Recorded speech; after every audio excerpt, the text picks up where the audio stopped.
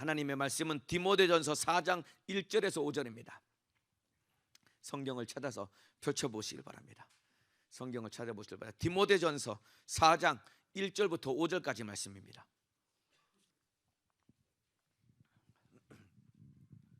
다 찾아보세요. 성경을. 디모데전서 4장 1절부터 5절까지입니다. 다 찾으신 줄로 알고 천천히 또박또박 오늘 하나님의 말씀을 읽어서 내 심령 가운데 새긴다는 마음을 가지고 함께 큰 목소리로 합독하여 읽겠습니다. 시작. 그러나 성령이 밝히 말씀하시기를 후일에 어떤 사람들이 믿음에서 떠나 미혹해하는 영과 귀신의 가르침을 좇으리라 하셨으니 자기 양심이 화인 맞아서 외식함으로 거짓말하는 자들이라. 혼인을 금하고 식물을 폐하라 할 터이나 식물은 하나님이 지으신 바니 믿는 자들과 진리를 아는 자들이 감사함으로 받을 것이니라.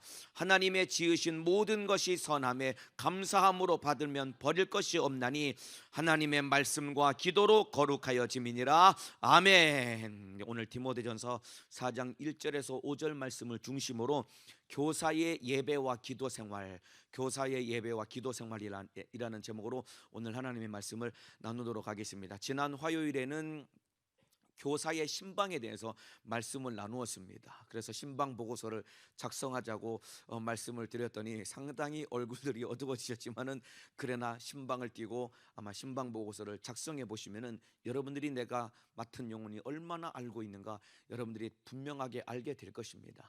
그리고 그래서 신방을 잘 띄워주시고 아까 보니까 저기 앞에서 기다리시는 분과 얘기를 잠깐 나눴는데 목사님 우리 반 애들은 너무 멀어요. 평택에 있고 뭐 어디 저기 지방에 있기 때문에 신방하기가 쉽지 않아요라고 말씀을 하는데 아마 그렇겠지요. 왜냐면 저도 교구에 있어 보니까 진짜 먼 지역에서 오시는 성도님들이 계시더라고. 그러면은 그분 자녀들도 먼 데서 올 것 아닙니까? 그러면은 교구에서도 신방을 가고 남녀전도에서 신방을 가야 되는 것처럼 우리 교육국에서도 신방을 가야 됩니다. 먼 데 있지만은 한 번 그를 찾아가면은 참으로 찾아온 신방 받은 그 마음을 잊지 못하고 아마 최소한 3개월, 6개월, 1년 동안은 그가 그 은혜를 잊지 못하고 믿음 가지고 신앙생활을 잘 할 것입니다. 그렇기 때문에 멀고 힘들지만은 찾아가서 신방에서 영혼 살리는 우리 선생님들 되시기를 주님의 이름으로 축복합니다.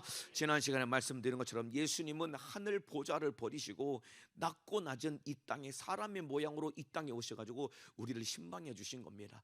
예수님의 신방 받고 우리가 살았다면은 우리도 어디에 있든지 그 영혼 찾아가서 예수님을 전해줄 수 있어야 되는 겁니다. 그래서 지난 화요일에 교사의 신방에 대해서 말씀을 나누었고 오늘은 교사의 예배와 기도 생활에 대해서 오늘 말씀을 나눌 테니까 오늘 귀를 기울여서 잘 들어주시길 바랍니다. 무엇보다도 우리 선생님들이 예배의 은혜 받아야 됩니다.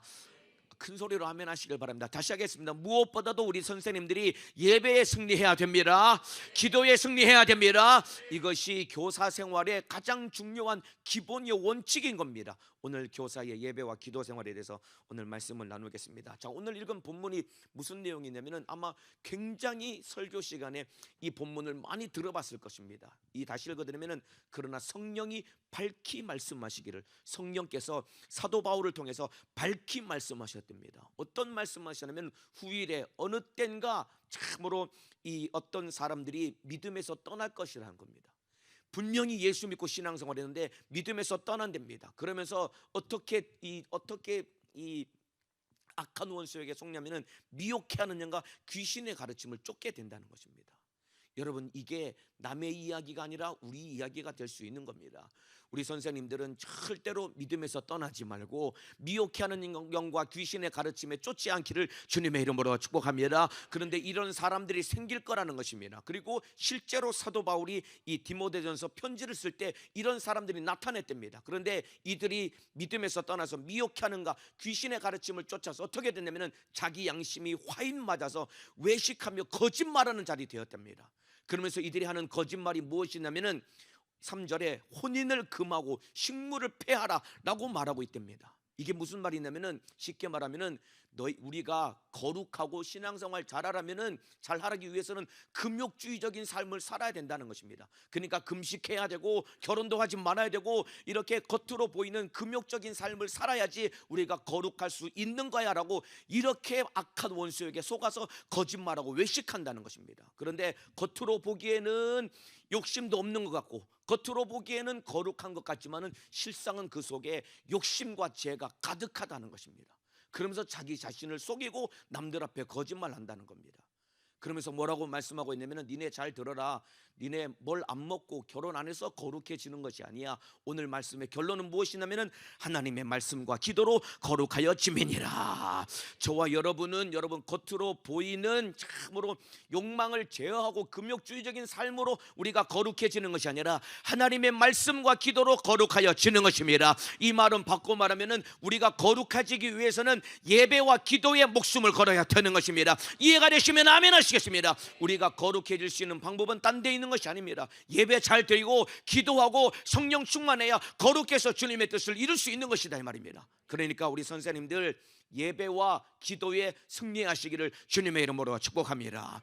그러니까 마지막 거룩해질 수 있는 유일한 방법은 예배와 기도밖에 없다는 겁니다. 그래서 역으로 바꿔서 거꾸로 얘기하면은 하나님의 말씀과 기도로 거룩해진다고 했죠. 여러분 하나님의 말씀과 기도, 예배와 기도에 승리하지 못하면은 나도 모르게 미혹해하는 영과 귀신의 가르침에 쫓아서 여러분 언제든지 미혹당할 수밖에 없는 것입니다.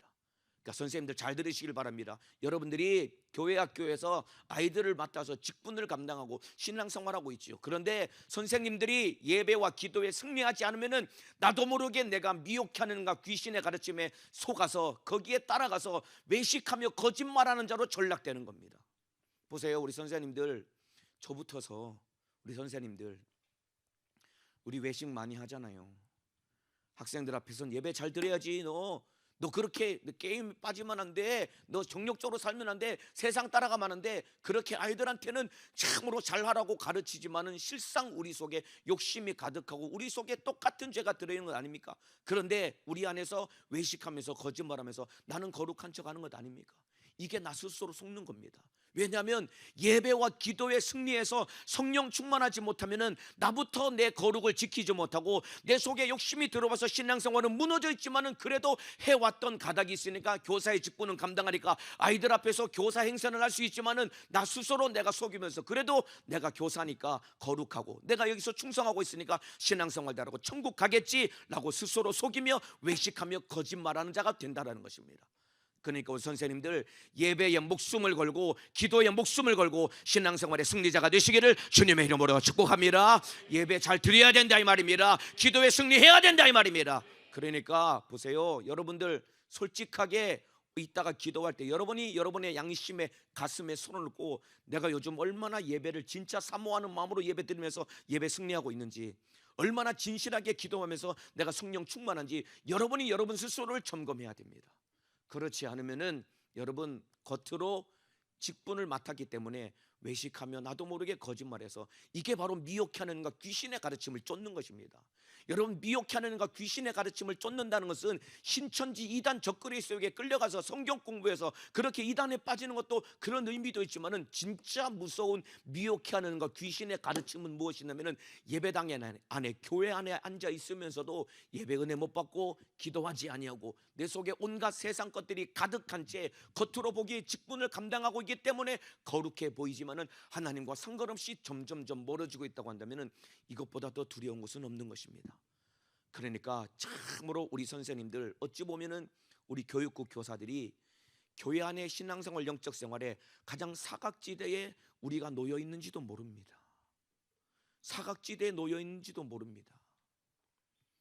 각 기관에서는 여러분 여전도회 남전도회에서는 기관에서 막 모임도 하고 기관장이 영혼 관리도 해주고 하니까, 그리고 교구에서도 신방 가지고 하니까 그렇게 영혼 관리가 됩니다. 그런데 교사는 남을 가르치는 역할을 하고 있으니까 알아서 잘하겠지라고 생각하면서 교구에서도 물론 마음 쏟아서 필요에 따라 신방을 하지만은 그러나 교사는 알아서 잘하겠지, 왜냐하면 남의 영혼을 섬기고 있으니까 잘하겠지라고 생각하면서 더 급한 영혼을 섬기는데, 그렇기 때문에 우리 교육국 선생님들이 진짜 내가 여러분 영적 생활에 사각지대에 놓여 있는 것일지도 모르는 겁니다. 우리 2024년도에는 그 어느 때보다도 그 누구보다도 예배 잘 드려 은혜 받기를 주님의 이름으로 축복합니다. 기도의 승리자가 되시기를 주님의 이름으로 축복합니다.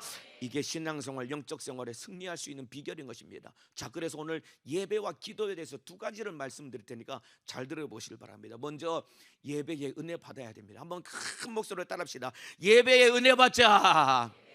더 크게 예배를 승리하자. 예배 은혜 받고 예배 승리해야 되는 것입니다. 여러분, 우리가 어떤 예배에 은혜 받게 될까요? 어떤 예배에 우리가 은혜 받을까요? 물론 참으로 능력 있고 권세 있는 담임 목사님과 총괄 상임 목사님이 설교하시면 당연히 은혜 받겠지요.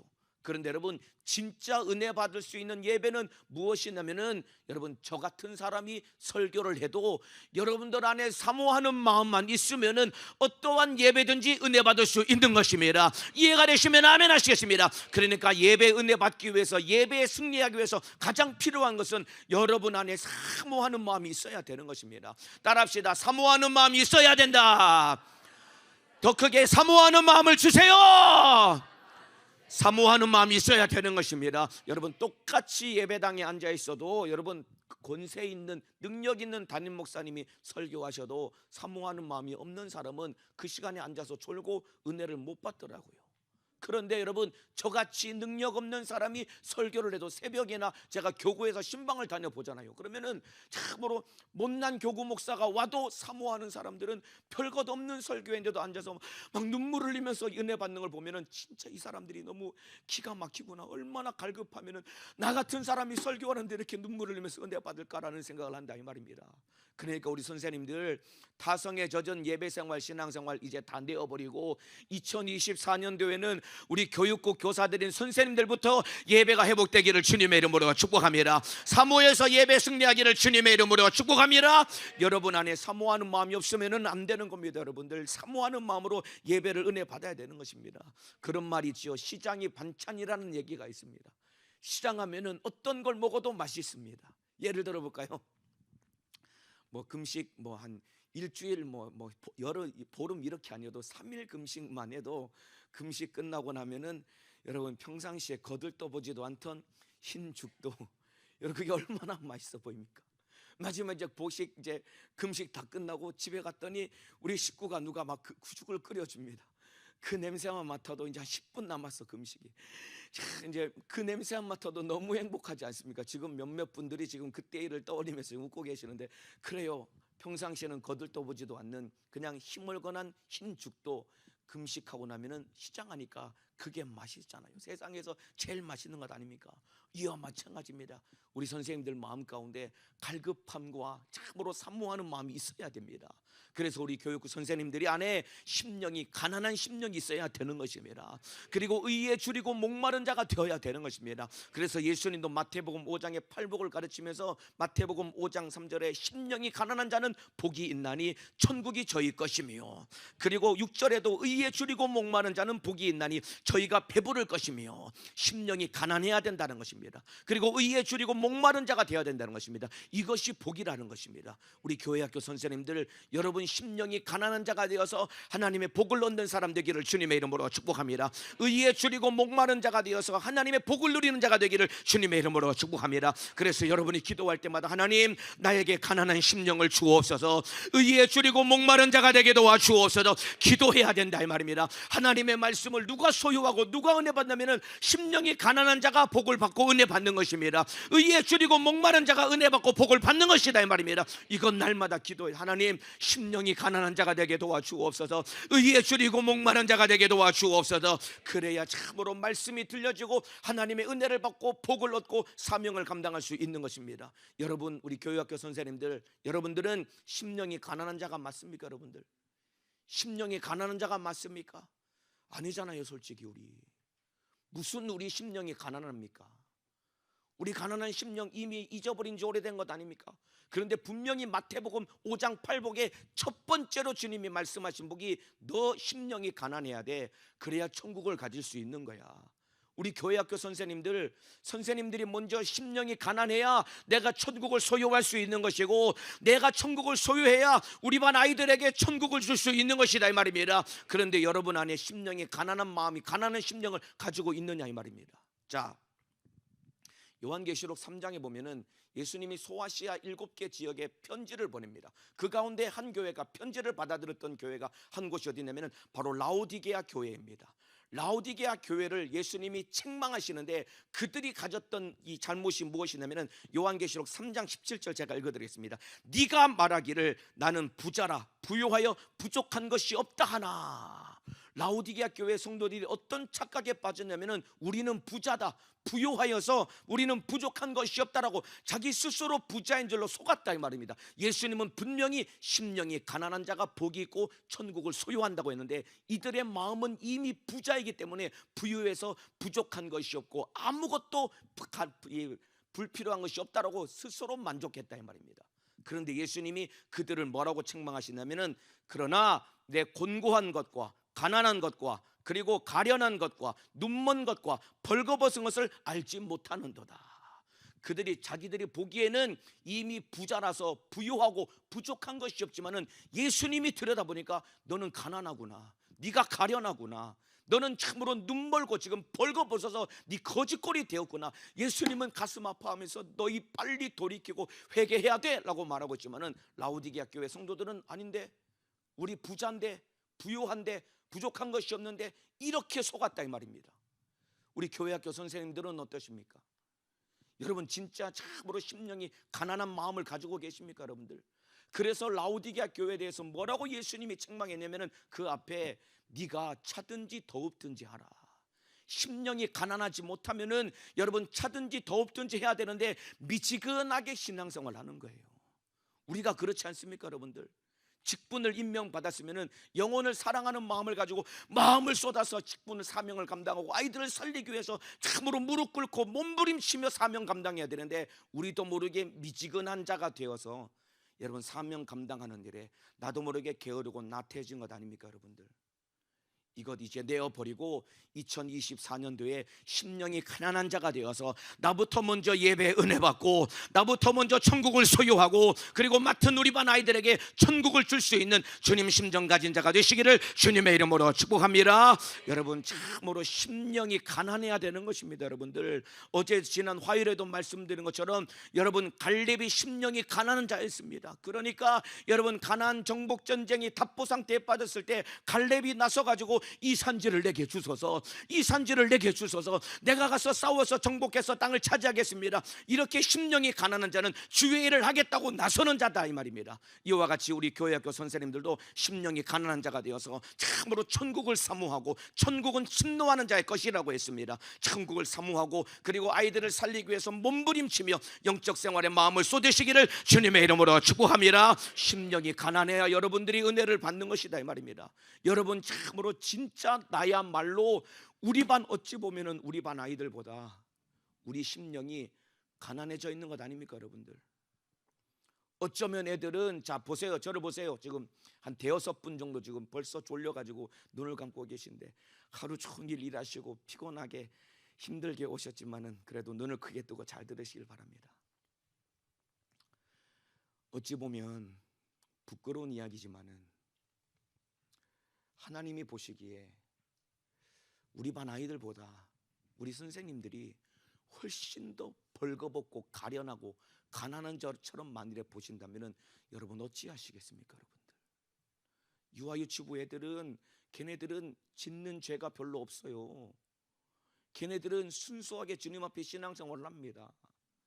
우리 유아유치부 선생님들 그 아이들을 섬기면서 여러분의 마음, 여러분의 신앙생활 하나님 앞에 나를 어떻게 보실 건가 한번 생각해 보셨습니까 여러분들? 그러니까 저와 여러분들이 이제 참으로 주님 앞에 거룩하고 진실하게 신앙생활하는, 영적 생활하는 믿음의 사람 되기를 주님의 이름으로 축복합니다. 심령이 가난해야 되는 것입니다. 가난한 마음을 달라고 기도해야 되는 것입니다. 한번 큰 목소리로 따라합시다. 심령이 가난한 자가 되게 하소서. 심령이 가난한 자가 되게 하소서. 심령이 가난한 자가 되어서 참으로 천국을 소망하며 갈망하는 예배 시간에 사모해서 은혜 받기를 주님의 이름으로 축복합니다. 또 의에 줄이고 목마른 자는 복이 있나니 저희가 배부를 것이라고 했습니다. 자, 여기서 말하는 의에 줄이고 목마른 자, 우리 선생님들 의에 줄이고 목마른 자가 되고 계십니까 여러분들? 여기서 말하는 의에 줄이고 목마르다 할 때 의는 무엇이냐면은, 여러분 성경에서 말하는 의라는 말의 뜻은 무엇이냐면은 하나님과 우리와의 회복된 관계를 의라고 하는 것입니다.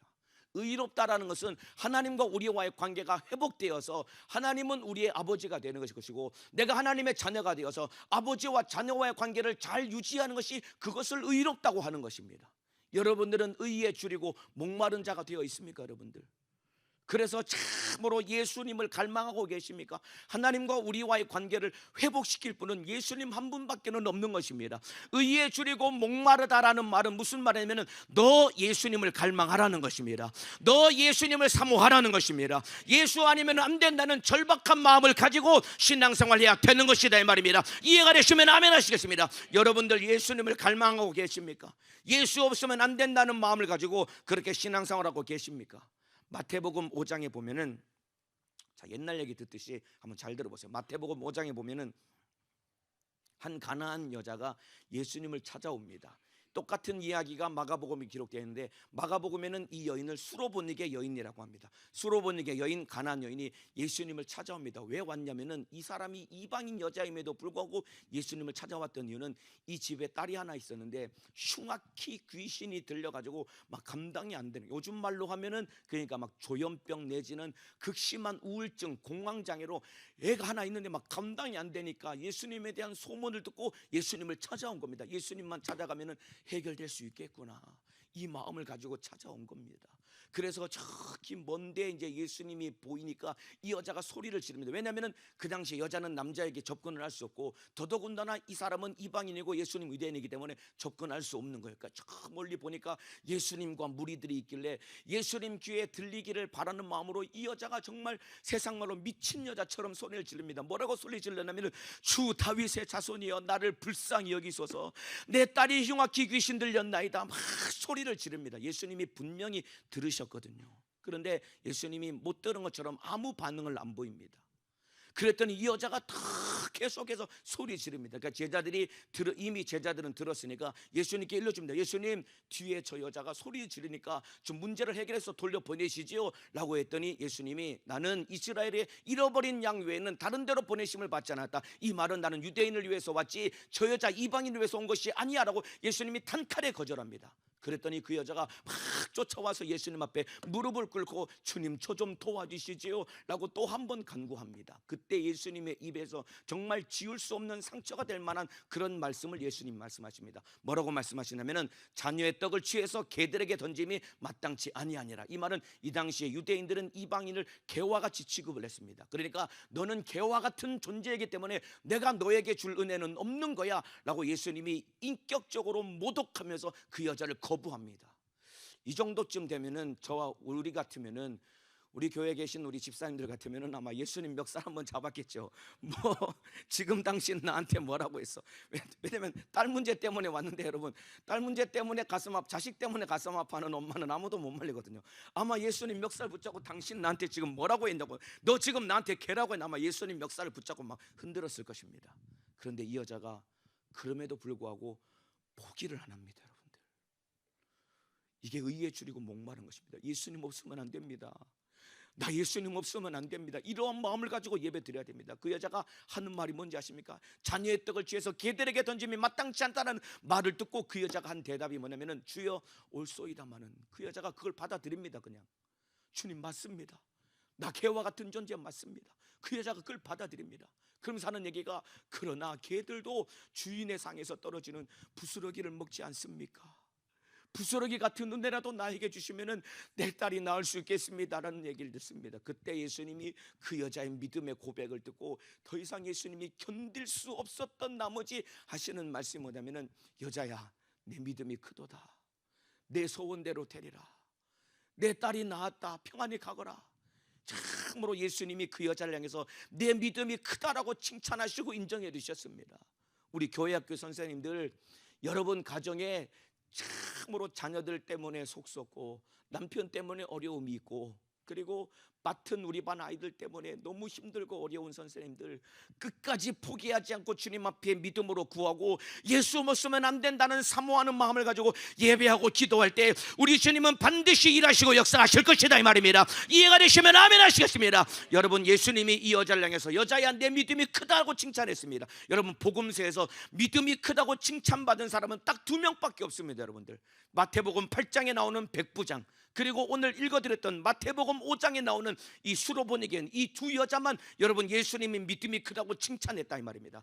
여러분, 큰 믿음을 가진 사람은 어떤 사람이냐면 난 예수 없으면 안 됩니다. 예수님을 갈망하고 예배 시간에 은혜를 사모하고 포기하지 않고 주님 앞에 무릎 꿇고 기도하는 사람이 큰 믿음을 가진 사람인 것이고 그 사람을 통해 주님은 일하시고 역사하시는 것이다 이 말입니다. 이해가 되시면 아멘 하시겠습니다. 우리 교회 학교 선생님들 2024년도에 큰 믿음을 가지시기를 주님의 이름으로 축원합니다. 큰 믿음은 다른 것이 아닙니다. 여러분, 의에 줄이고 목마른 자가 큰 믿음을 갖는 것입니다. 예수님을 갈망하는 자가 큰 믿음을 갖는 것입니다. 예수 없으면 안 된다는 마음을 가지고 포기하지 않고 주님께 붙들리고 매달리고 주님 의지하는 자가 주님 앞에 큰 믿음을 가진 사람이다 이 말입니다. 2024년도에 예수 없으면 안 된다는 이러한 절박한 마음을 가지고 주님 의지해서 구하는 것마다 다 응답받고 영적 생활의 승리자가 되시기를 주님의 이름으로 축복합니다. 그러니까 보세요 여러분, 이 여자는 여러분 귀신 들린 이 딸, 여러분 평생 그 귀신 들린 그 딸 때문에 집안은 쑥대밭이 되고야 마는 것이고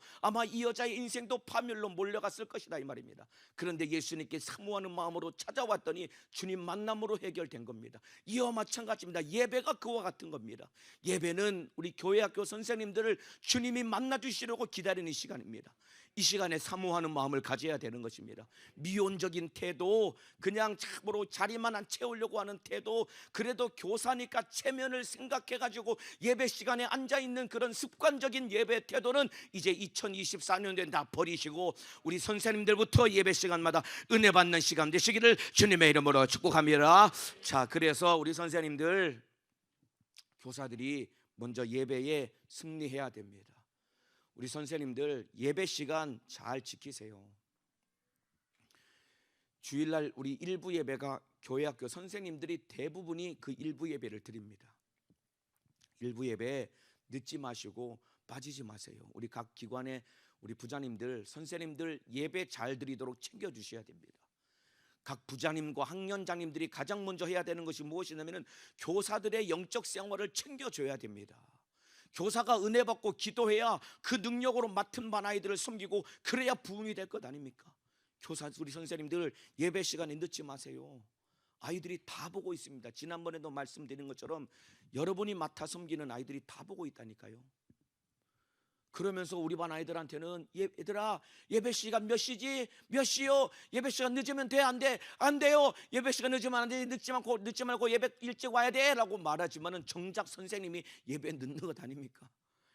이게 여러분 무슨 우리가 선생님입니까? 여러분들 저부터서 저도 뭐 여기 앞에서 여러분 마이크 잡고 막 이렇게 합시다 막 큰 소리 치지만은 저도 이런 말 할 자격이 없습니다. 그럼에도 불구하고 저도 여러분과 함께 잘하기를 바라는 마음으로 이렇게 말씀을 드리는 것이니 2024년도에 저도 정신 차리고 제 신앙생활 다시 한번 잘하고 우리 선생님들도 나부터 정신 차리고 내 신앙생활 영적 생활의 승리자가 되시기를 주님의 이름으로 축복합니다. 아이들이 다 보고 있습니다. 여러분들 아이들 앞에 참으로 부끄럽지 않은 교사가 되어야 되지 않겠습니까? 자, 고린도전서 4장 15절에 이런 말씀이 있습니다. 그리스도 안에서 1만 스승이 있으되 아비는 많지 아니하니 그리스도 예수 안에서 복음으로써 내가 너희를 낳았음이니라. 이 말은 무슨 의미냐면은 말로 가르치는 스승은 많지만은 진짜 본이 되는 아비는 적다라는 것입니다. 우리 선생님들 아이들 말로 가르치는 선생님이 아니라 진짜 삶으로 본을 보이는 아비와 같은 그런 교육국 교사가 되기를 주님의 이름으로 축복합니다. 흔히 그런 말이 있지요. 자식은 부모의 등을 보고 자란다라는 이야기가 있습니다. 가르쳐주지도 않았는데 부모가 산 모습 그대로 자식이 똑같이 배워가지고 아들은 아버지를 닮고 딸은 엄마를 정확히 닮게 되어 있습니다. 이와 마찬가지입니다. 여러분 자식은 부모의 등을 보고 자라듯이 여러분 우리 반 아이들 학생들은 교사의 등을 보고 배우는 것이에요. 학생들은 교사의 등을 보고 배우는 것입니다. 여러분들이 어떻게 예배드리고 여러분들이 어떻게 기도하고 여러분들이 어떻게 신앙생활 하는지 그것 보고 그대로 배우는 것입니다. 그러니까 우리 아이들이 예배 잘 드리고 기도하고 신앙생활 잘하고 영적생활 하는 사람 되기를 원하면은 우리 선생님들이 먼저 예배에 승리하는 사람 되시고 먼저 무릎 꿇고 기도하는 사람 되시고 나부터 영적생활에 승리하는 사람 되시기를 주님의 이름으로 축복합니다. 그래서 예배 태도를 새롭게 바꾸셔야 됩니다. 우리 선생님들부터 예배 은혜 받아야 됩니다. 우리 선생님들부터 예배 사모하는 마음으로 승리하시기를 주님의 이름으로 축복합니다. 자, 그래서 잘 들으세요. 우리 선생님들, 이제 교육국에 말이죠, 각 부서에 예배 시간 있죠. 우리 고등부는 고등부대로, 중등부는 중등부대로 반 아이들 학생들과 함께 드리는 예배가 있죠. 이 시간에 여러분, 우리 선생님들, 교사인 나부터 이 시간에 아멘하며 은혜 받아주시기를 간절히 소망하겠습니다. 지난번에도 말씀드린 것처럼 여러분, 선생님들과 그리고 그 반에 여러분 각 기관의 학생 임원들만 마음을 딱 모아가지고 사모하는 마음으로 아멘하며 은혜 받으면은 그 기관의 예배 분위기는 다시 살아나게 될 것입니다. 우리 중등부는 보니까 학생 임원이 17명인가 그렇더만요. 그리고 고등부는 보니까 학생 임원이 22명입니다. 교사하고 학생 임원들만 해도 한 6, 70명, 5, 60명, 6, 70명 될 것 아닙니까?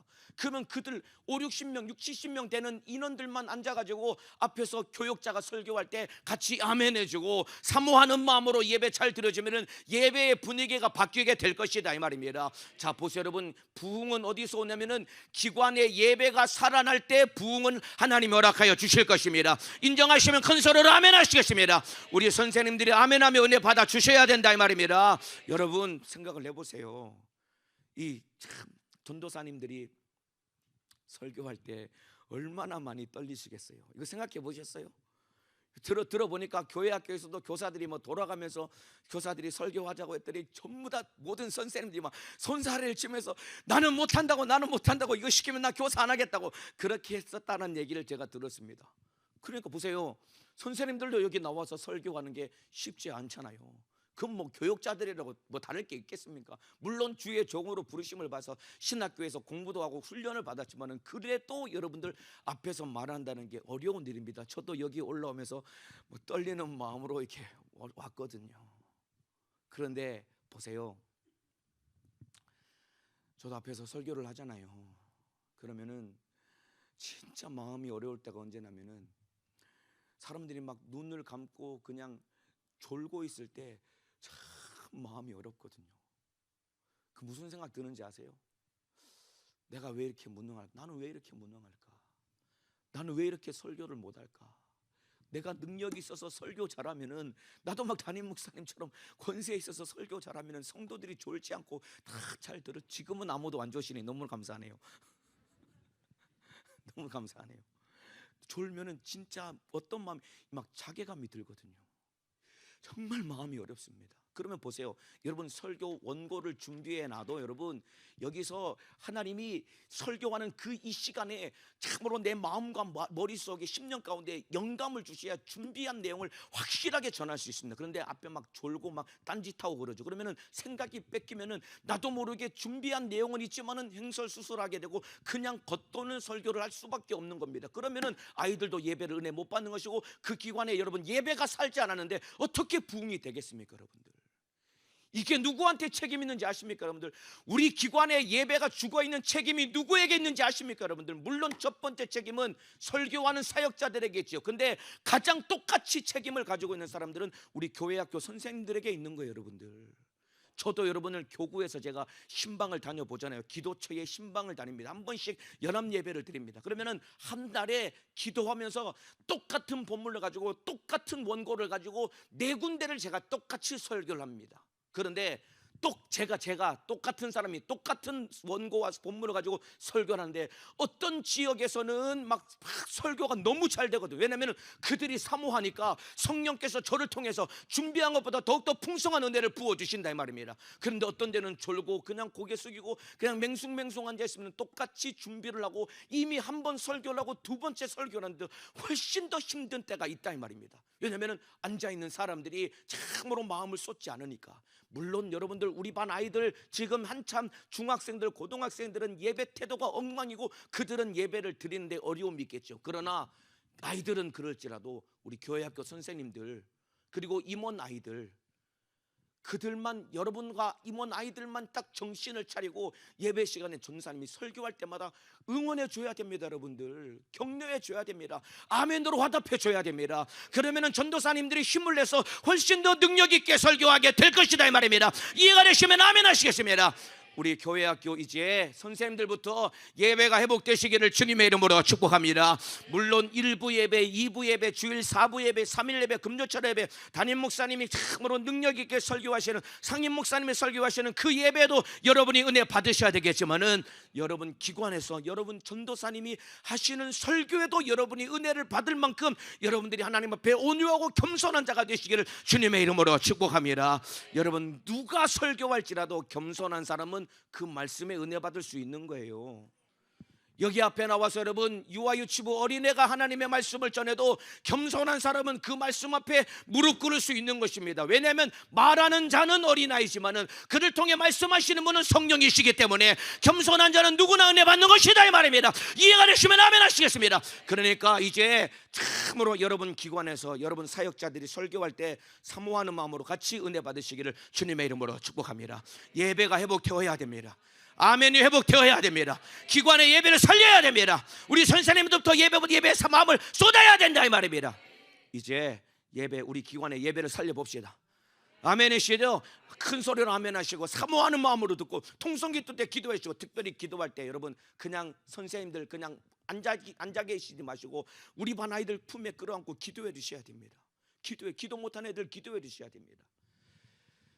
이제 제가 매주마다 기관마다 예배 드리는 곳에 저도 은혜 받고 또 우리 전사님들 설교하는 거 제가 배우려고 제가 들어가고 있거든요. 지난주 지지난주 제가 들어갔는데 돌아오는 주일에도 제가 들어갈 겁니다. 들어가셔서 제가 뒤에서 같이 예배를 드릴 텐데, 그 기관에 만든 선생님들의 예배 아멘을 안 하신다 그러면 예배 끝나고 제가 부장님을 찾아뵙도록 하겠습니다. 부장님, 이 기관에는 왜 아멘을 안 하시는 건가요? 우리 선생님들이 왜 아멘 안 하시는 건가요? 학년장님을 조용히 찾아가서 학년장님, 왕영진 학년장님, 이삭학년은 야곱학년, 이삭학년, 야곱학년은 그렇지 않지만 왕영진 학년장님 왜 여기는 이삭학 야곱학년은 왜 아멘을 안 하시는가요? 제가 여쭤볼 겁니다. 그러니까 이제 우리 선생님들부터 예배 사모하는 마음으로 예배 승리자가 되시기를 주님의 이름으로 축복합니다. 우리 기관의 예배를 다시 살려야 됩니다. 따라합시다. 우리 기관의 예배를 살리자. 더 크게 우리 기관의 예배를 살리자. 우리 기관의 예배를 살리는 것은 다른 사람에게 달린 것이 아닙니다. 우리 선생님들이 사모하면 예배가 살아날 것입니다. 아이들이 은혜 받게 될 것입니다. 아이들이 변화될 것입니다. 우리 기관이 부흥하게 될 것이다, 이 말입니다. 다시 예배 잘 드려서 은혜 받기를 주님의 이름으로 축복합니다. 자, 그래서 교사들이 예배를 잘 드려야 됩니다. 심령이 가난한 자가 되어야 되는 것이고 의에 줄이고 목마른 자가 되어야 된다고 말씀을 드렸습니다. 자, 그 다음 두 번째입니다. 오늘 본문에 하나님의 말씀과 기도로 거룩하여집니다. 우리가 거룩해질 수 있는 방법은 예배와 기도라고 했습니다. 첫 번째 예배에 대해서 말씀을 드렸고, 이제 두 번째 기도에 대해서 말씀을 드리겠습니다. 우리 선생님들 기도하셔야 됩니다. 기도해야 주님이 일하십니다. 이거는 뭐 이미 너무 많이 들어가지고 다 알고 있는 내용이죠. 다 아는 내용이지만은 간략하게 짚고 오늘 넘어가도록 하겠습니다. 많이 들어서 알고 있지만은 제일 실천 안 하는 게 사실 기도입니다. 자, 야고보서 5장 13절에 이런 말씀이 있습니다. 너희 중에 고난당하는 자가 있느냐? 저는 기도할 것이요. 즐거워하는 자가 있느냐? 저는 찬송할지니라. 야고보서는 여러분 전체 5장 정도 되는 이 짧은 책인데, 이 책은 다른 서신서와는 다르게 교리적인 내용은 하나도 없습니다. 시작부터 어떻게 신앙생활을 해야 되는지 성도의 삶에 대해서 쫙 기록하고 있습니다. 그러면서 맨 마지막에 강조하는 내용이 무엇이냐면 기도하라는 것입니다. 너희가 참으로 성도로서의 삶을 살아가는데 마지막 필요한 것은 기도하라는 것입니다. 이 야고보서를 누가 기록했냐면은 야고보라고 하는 이 저자가 기록을 했습니다. 여기서 말하는 야고보는 누구냐면은 이 12제자 중에 있는 야고보가 아닙니다. 이 야고보는 누구냐면은 예수님의 동생 야고보입니다. 예수님께 동생이 있었습니다.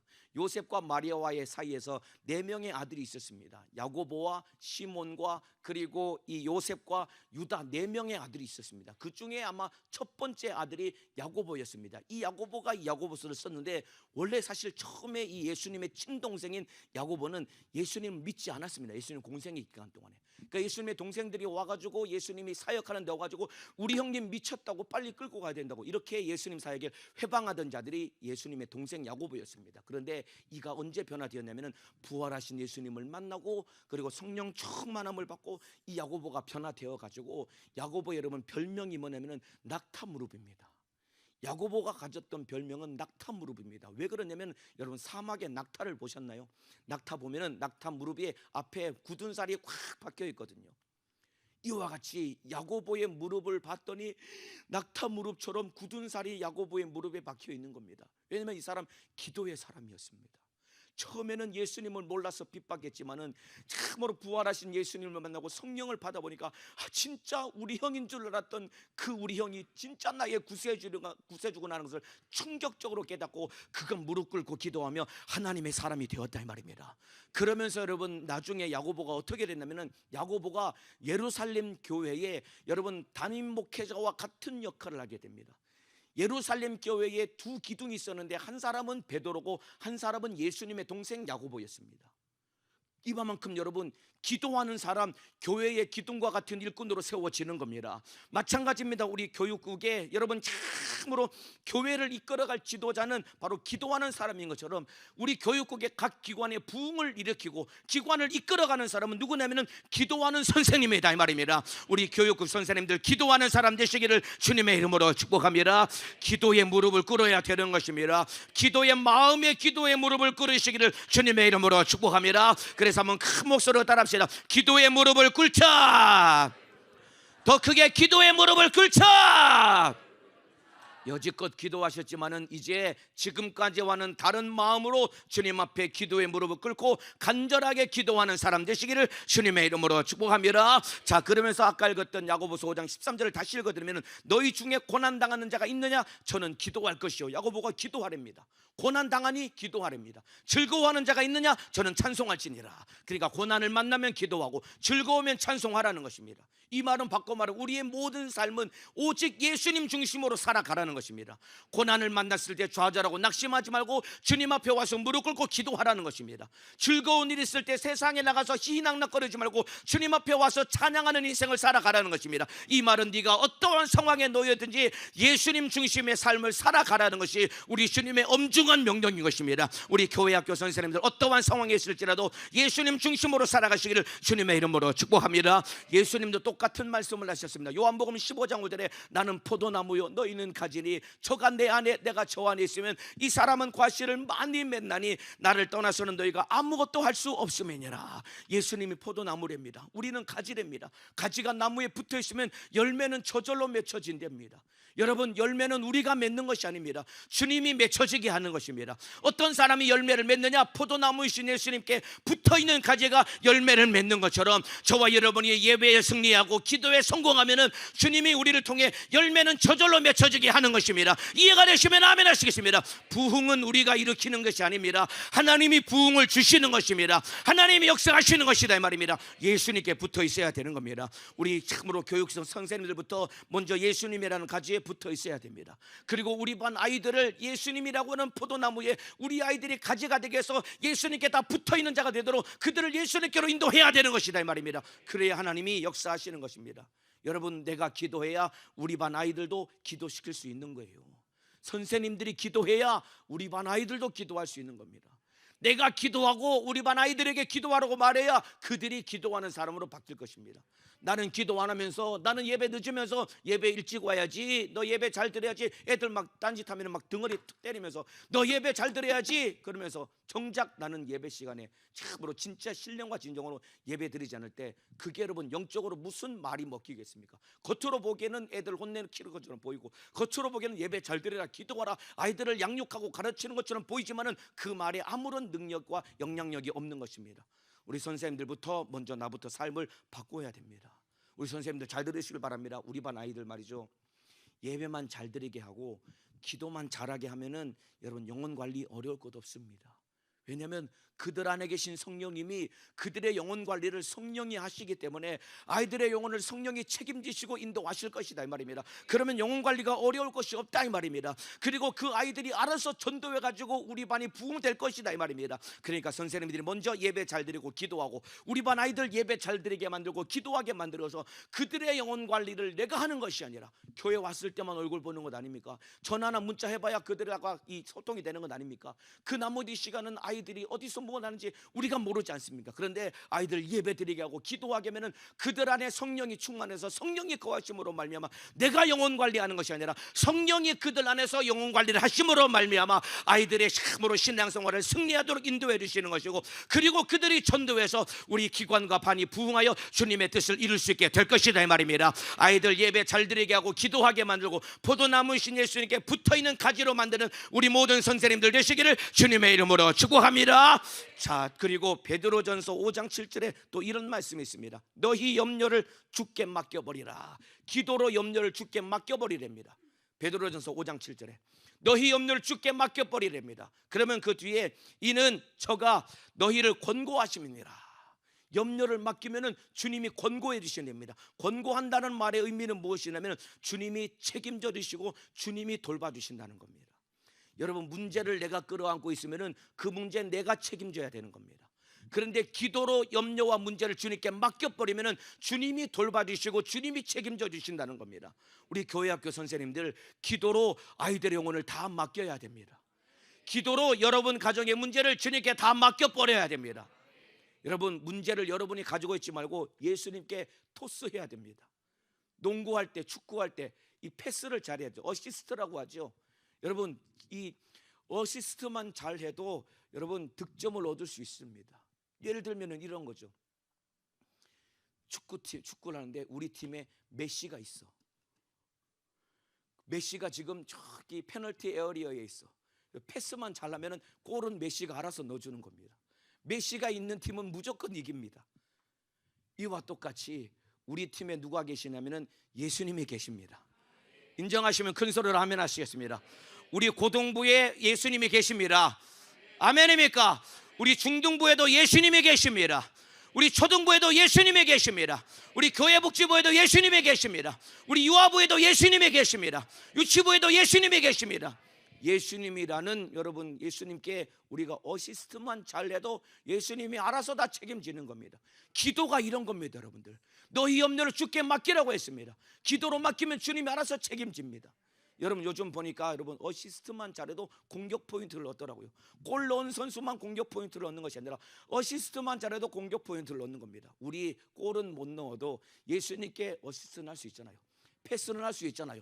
주님께 맡길 수는 있지 않습니까? 우리가 골은 못 넣어도 골 넣는 메시에게 패스만 하면은 골이 들어가는 것처럼 우리는 할 수 없지만은 주님께 기도로 맡기기만 하면은 주님이 일하시고 역사하시는 것이다 이 말입니다.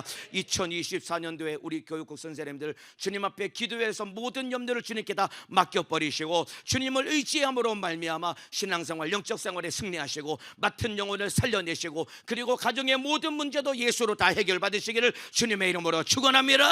이렇게 신앙생활 해야 되는 것입니다. 기도해야 되는 것입니다. 기도 안 하면 안 되는 것입니다. 기도의 무릎을 꿇어야 됩니다. 다시 한번 큰 목소리로 따라합시다. 기도의 무릎을 꿇자. 더 크게 기도의 무릎을 꿇자. 자, 이제 마지막 한 가지만 더 말씀드리고 이제 마치겠습니다. 마지막 잘 들어주시길 바랍니다. 눈을 크게 뜨시고 저를 다 봐주시길 바랍니다. 아까 이것들은 야고보서 5장 13절, 너희 중에 고난당하는 자가 있느냐? 저는 기도할 것이요, 즐거워하는 자가 있느냐? 저는 찬송할 것이니라. 이 말의 의미가 무슨 말인지 아십니까 여러분들? 우리 입술에 나와야 될 고백은 기도와 찬송밖에 없다는 겁니다. 고난당하면 기도하라는 것입니다. 불평불만하지 말고 즐거우면 찬송하라는 것입니다. 네가 잘났다고 남 험담하고 남 참으로 뒷담화하지 말고 비판하고 비난하지 말고. 여러분, 이게 중요한 것입니다. 우리 입에서 나와야 될 고백은 기도와 찬송밖에는 없는 것입니다. 따라합시다. 기도와 찬송. 더 크게 기도와 찬송. 우리 교사들의 입에서 나와야 될 고백은 기도와 찬송밖에는 없어야 되는 겁니다. 원망이나 불평, 불만 이런 것이 우리 안에 있어서는 안 되는 겁니다. 남 험담하고 이간 분리하는 말을 해서는 안 되는 것입니다. 여러분, 부흥이 안 되는 가장 큰 방해 요소, 걸림돌 중에 하나가 무엇이냐면 하나 되지 못하는 겁니다.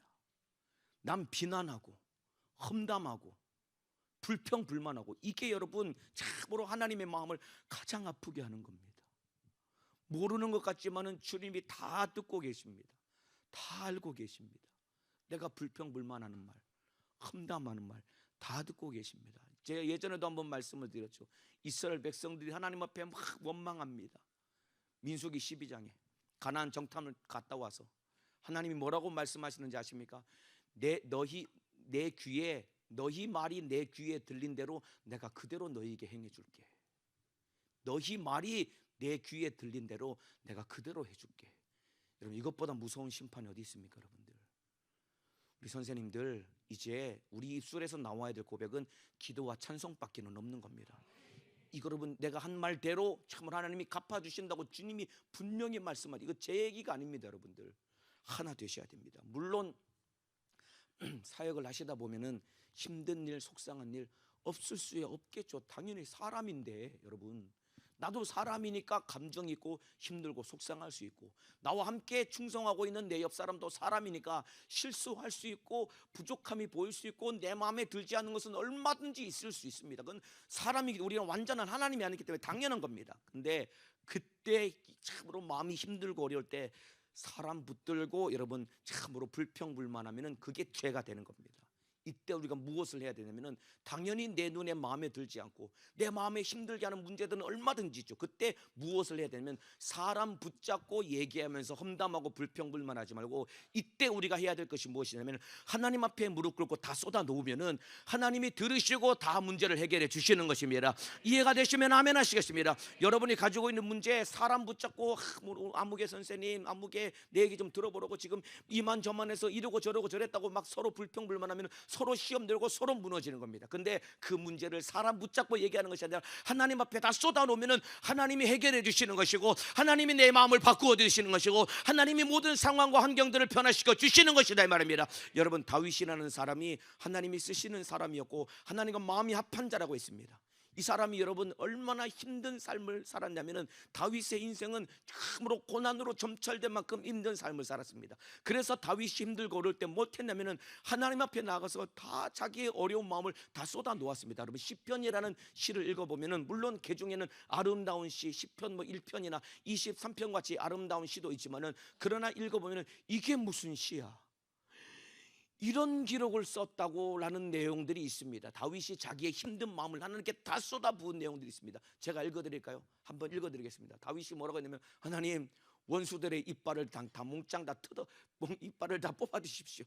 저들의 팔을 꺾어주시고 다리뼈가 부러지게 하시고 저들 다 죽어서 망하게 해주십시오. 막 속상하니까 막 쏟아부은 겁니다. 사람 붙잡고 얘기한 게 아닙니다. 하나님 붙잡고 얘기했더니 하나님이 그의 마음을 위로해 주시고, 하나님께 모든 쏟아오는 것은 죄가 되는 것이 아니라 하나님이 받으시고 문제를 해결해 주시는 것이고, 내 마음과 생각을 하나님이 변화시켜 주시는 것이다 이 말입니다. 시편 58편 6절 이하 제가 읽어드리겠습니다. 하나님이여, 저희 입에서 이를 꺾으소서. 이빨을 다 뽑아달라는 것입니다. 원수들의 이빨을 뽑아달라는 것입니다. 여호와여, 젊은 사자의 어금니를 꺾어내시며, 사자의 어금니를 꺾어달라는 것입니다. 저희로 급히 흐르는 물같이 사라지게 하시며, 다 없어져 버렸으면 좋겠습니다. 여러분도 그런 거 있죠? 우리 기관에 이 선생님 때문에 내가 못 해먹겠다, 이 선생님만 없으면 내가 교사하겠다, 그런 마음들 다 가지고 계시잖아요. 그 마음 가지고 불평불만하지 마시고 딴 사람 붙잡고 얘기하지 마시고 하나님 앞에 다 쏟아 부으시길 바랍니다. 그게 주님의 뜻입니다. 다윗도 그러잖아요. 저희로 급히 흐르는 물같이 사라지게 하시며 겨누는 살이 꺾임 같게 하소서. 이렇게 자기 마음을 쏟아부은 겁니다.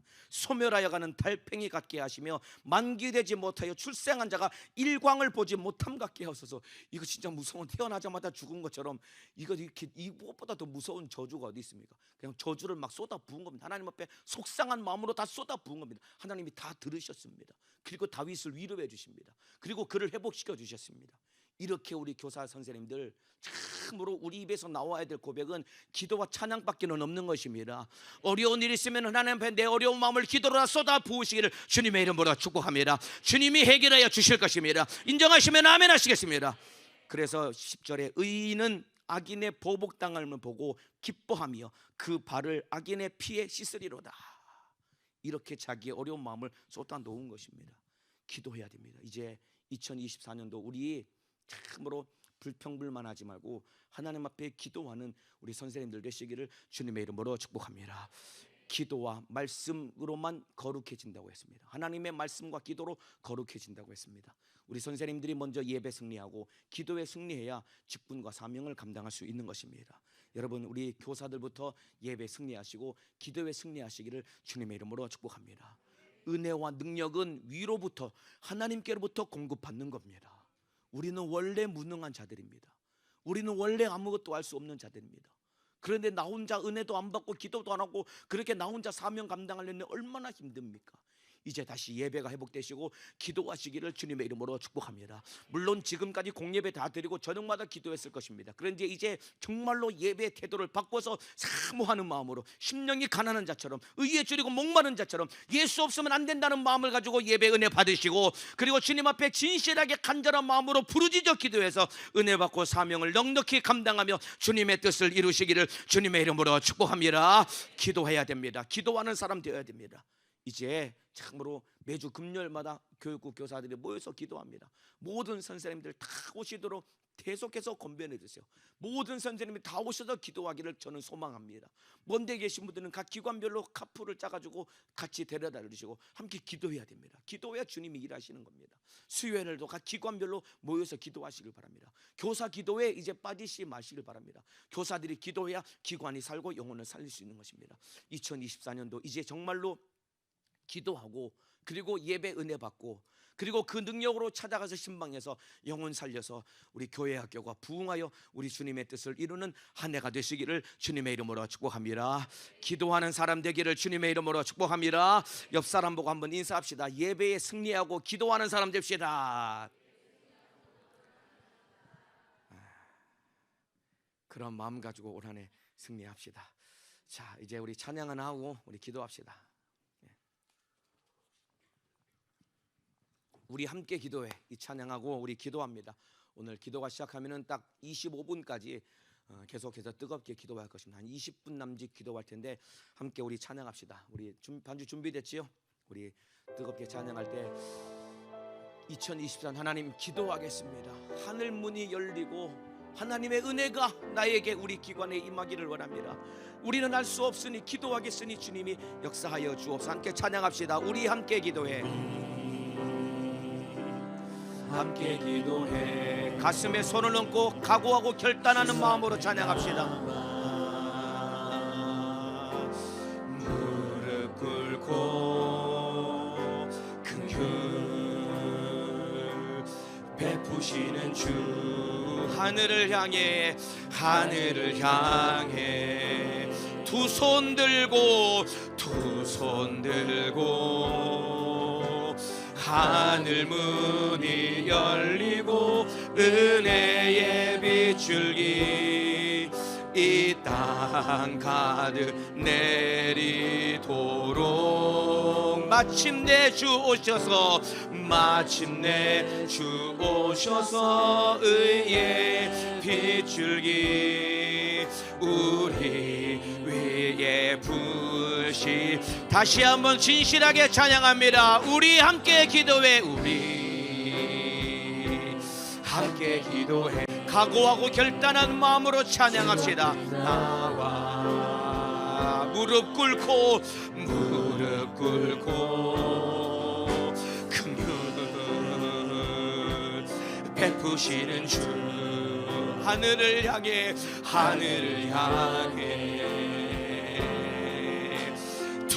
손 들고 하늘 문이 열리고